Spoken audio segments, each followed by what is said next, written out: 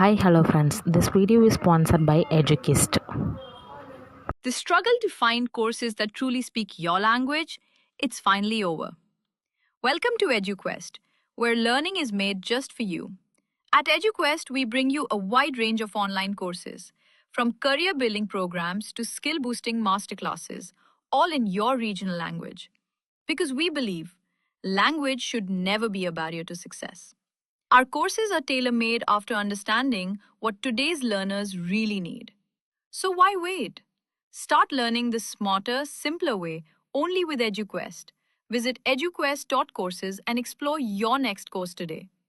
And hey, don't miss out on our exciting offers and promotions. இப்போ நம்ம எதை பற்றி பார்க்க போகிறோம்னு பார்த்தீங்கன்னா சுவாமி மலையோட சிறப்பை பற்றி பார்க்கலாம். வாங்க ஃப்ரெண்ட்ஸ் பார்க்கலாம். சுவாமி மலை சுவாமிநாத சுவாமி திருக்கோயிலாகும். முருகனின் அறுபடை வீடுகளில் 4ஆம் படை வீடாக திகழ்கிறது. இது தமிழ்நாடு மாவட்டத்தில் தஞ்சாவூர் மாவட்டம் கும்பகோணத்தில் வடகிழக்கில் 6 கிலோமீட்டர் தொலைவில் காவேரி ஆற்றின் கரையில் அமைந்துள்ளது.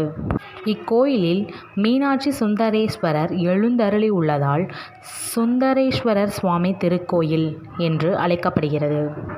இக்கோயிலின் பெயர் காரணம்: முருகப்பெருமான் இக்கோயிலில் தகப்பன் சுவாமி என புகழ்பெற்று விளங்குகிறார்.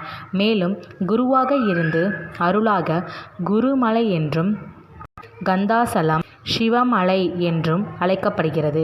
இக்கோயிலின் மற்றொரு பெயர் திருவேகரம் என்று அழைக்கப்படுகிறது. இறைவன் இங்கு சுவாமிநாதராக இருப்பதால் சுவாமிமலை என்று பெயர் பெற்றுவிட்டது.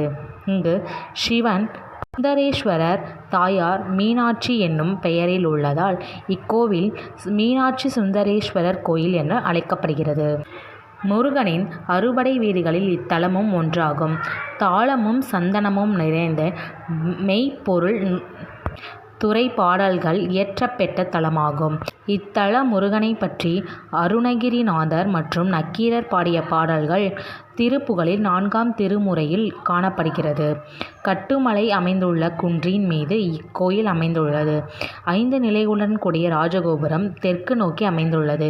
இத்தலத்தின் தலமரம் நெல்லி மரமாகும். முருகன் சந்நிதிக்கு செல்ல தமிழ் ஆண்டுகள் 60ஐ குறிக்கும் 60 படிக்கட்டுகளில் ஏறி செல்ல வேண்டியிருக்கும். மகா மண்டபத்தின் கொடிமரத்தின் அருகே கண் கொடுத்த விநாயகனார் தோன்றிய விநாயகர் உள்ளார்.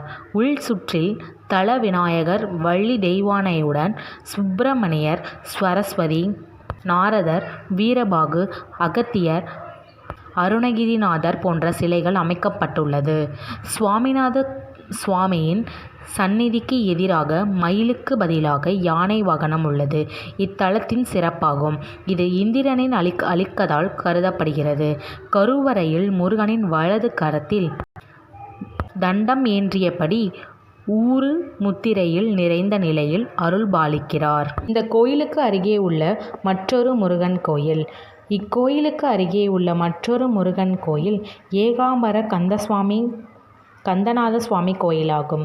இக்கோபுரத்திலிருந்து சுவாமிமலை செல்லும் பாதையில் முக்கோயில்களும் பிரிவும் சாலையும் அமைந்துள்ளது. குடமுழகு 2015 செப்டம்பர் 9ஆம் தேதி காலையில் இக்கோவிலில் ராஜகோபுரம், மூலவர் விமானம், சுவாமி அம்மாள் விமானம் மற்றும் பரிவர்த்த தெய்வ விமானங்களுக்கு குடமுழகு நடைபெற்றது. தேரோட்டம் ஏராளமாக 60 ஆண்டுகளுக்கு பிறகு 2015 நவம்பர் 25 அன்று காலையில் இக்கோயிலில் தேரோட்டம் நடைபெற்றது.